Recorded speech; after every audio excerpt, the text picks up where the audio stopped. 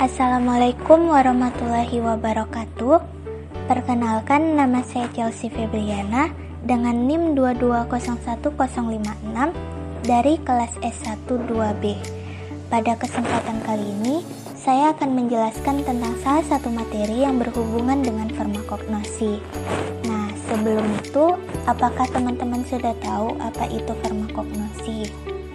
Farmakognosi merupakan salah satu ilmu yang mempelajari tentang bagian-bagian tanaman atau hewan yang dapat digunakan sebagai obat alami yang telah melewati berbagai macam uji, seperti uji farmakodinamik, uji toksikologi, dan uji biofarmasetika.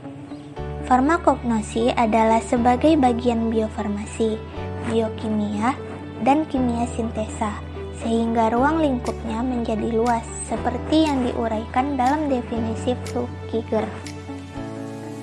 Sedangkan di Indonesia saat ini, untuk praktikum farmakognosi hanya meliputi segi pengamatan makroskopis, mikroskopis, dan organoleptis yang seharusnya mencakup identifikasi, isolasi, dan pemurnian setiap zat yang terkandung dalam simplisia. Dan bila perlu, penyelidikan dilanjutkan ke arah sintesa. Beberapa istilah dalam pelajaran farmakognosi antara lain simplisia adalah bahan alamiah yang digunakan sebagai obat yang belum mengalami pengolahan apapun juga, kecuali dinyatakan lain berupa bahan yang telah dikeringkan. Simplisia nabati adalah simplisia berupa tanaman utuh, bagian tanaman atau eksudat tanaman. Eksudat tanaman adalah isi sel yang secara spontan keluar dari tanaman atau isi sel dengan cara tertentu dikeluarkan dari selnya, atau zat-zat nabati lainnya yang dengan cara tertentu dipisahkan dari tanamannya dan belum berupa zat kimia murni. Selanjutnya, simplisia hewani adalah simplisia yang berupa hewan utuh, bagian hewan, atau zat-zat yang berguna yang dihasilkan oleh hewan dan belum berupa zat kimia murni. Selanjutnya ada simplisia mineral, adalah simplisia yang berupa mineral atau pelikan yang belum diolah atau dioleh dengan cara sederhana dan belum berupa zat kimia murni. Yang terakhir itu ada pemerian, adalah uraian tentang bentuk, bau, rasa, warna, simplisia, dan merupakan informasi yang diperlukan pada pengamatan terhadap simplisia nabati yang berupa bagian tanaman, yaitu kulit, daun, akar, dan sebagainya. Nah, setelah mengetahui tentang farmakognosi, selanjutnya saya akan membahas salah satu materi yang ada di dalam farmakognosi, yaitu mengenal jamu, obat herbal terstandar, dan fitofarmaka. Fitofarmaka, obat tradisional atau yang biasa kita kenal juga dengan nama obat herbal, bukanlah menjadi hal asing bagi masyarakat dan bangsa Indonesia. Jamu beras kencur, pahitan, temulawak, dan berbagai obat herbal telah sering kita dengar sebagai salah satu bentuk kearifan lokal dari masing-masing daerah. Lalu, apa sebenarnya pengertian kriteria dan penggolongan obat tradisional? Apakah obat tradisional hanya sebatas jamu dan tidak dapat menjadi obat-obatan modern? Obat tradisional ternyata tidak hanya sebatas jamu gendong, beras kencur, ataupun jamu-jamu yang kita kenal. Namun, bentuk-bentuk obat modern seperti tablet, sirup, bahkan krim juga sudah diadopsi oleh berbagai obat tradisional.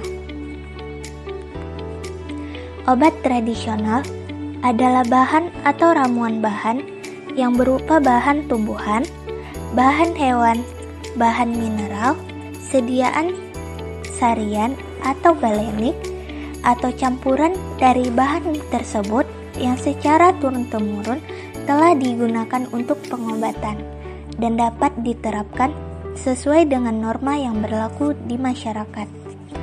Dari segi keterbuktian dan standarisasi khasiat, keamanan dan mutu, maka obat tradisional terbagi menjadi 3 kriteria, yaitu jamu, obat herbal terstandar, dan fitofarmaka. Kita masuk pada bagian pertama, yaitu jamu. Jamu adalah obat tradisional Indonesia. Seperti yang dijelaskan di atas tentang obat tradisional, maka definisi jamu sama seperti obat tradisional, yaitu ramuan bahan tumbuhan, bahan hewan, bahan mineral, sediaan sarian atau galenik, maupun campuran dari bahan tersebut yang secara turun-temurun telah digunakan untuk pengobatan. Jamu merupakan jenis obat tradisional yang paling sederhana, di mana pembuktian ilmiah atas khasiat dan keamanannya hanya didasarkan pada bukti-bukti secara empiris atau turun-temurun. Bahan baku yang digunakan juga tidak diwajibkan untuk dilakukan standarisasi, namun tetap harus memenuhi persyaratan mutu yang ditetapkan. Adapun logo jamu yaitu berupa ranting daun yang terletak dalam lingkaran. Jamu merupakan jenis obat tradisional yang paling banyak beredar di Indonesia. Salah satu contoh obat tradisional jamu antara lain, yang pertama ada ambeven, yaitu dapat membantu meringankan wasir atau ambeien. Yang kedua ada kurkuma VCT, dapat membantu memelihara kesehatan fungsi hati. Dan yang terakhir ada stopre, yang dapat membantu meringankan diare. Kita lanjut yang kedua, yaitu ada obat herbal terstandar atau OHT.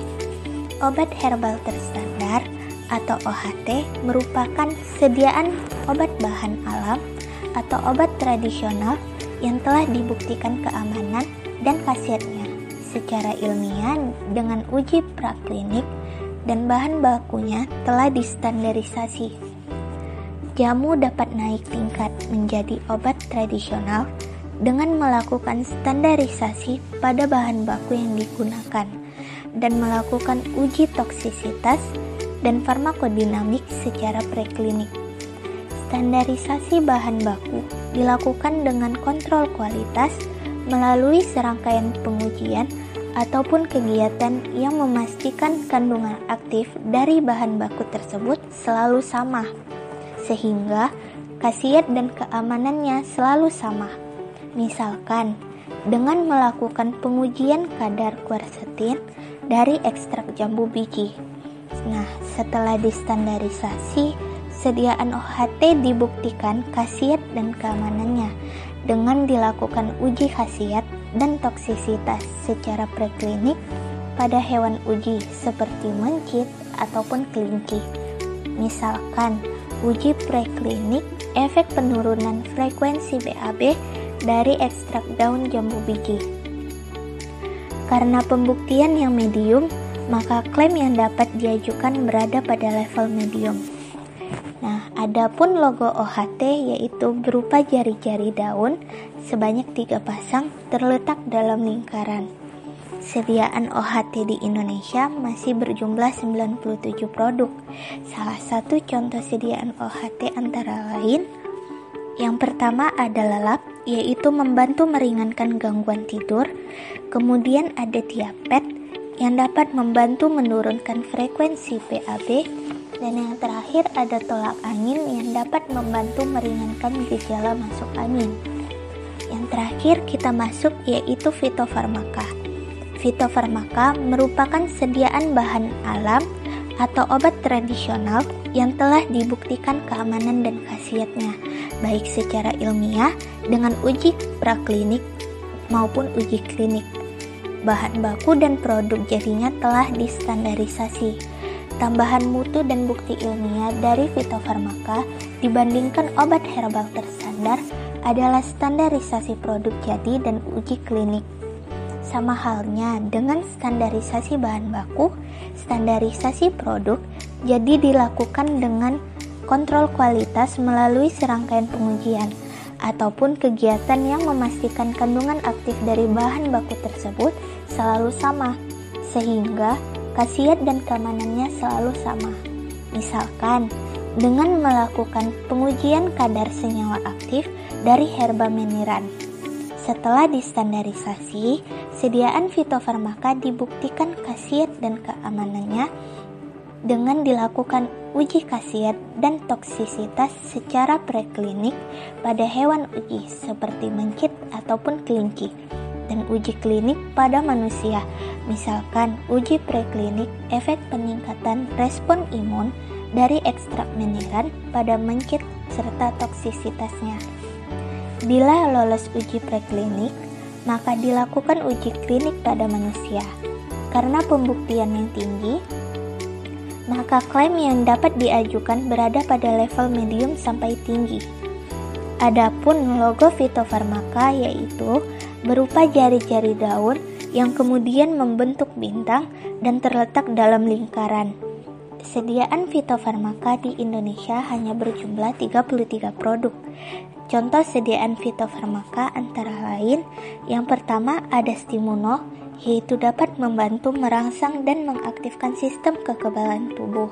Dan yang terakhir ada Diabetes, yang dapat membantu menurunkan kadar gula darah. Sekian dari saya, semoga apa yang saya sampaikan dapat bermanfaat bagi kita semua. Akhirul kalam, Assalamualaikum warahmatullahi wabarakatuh.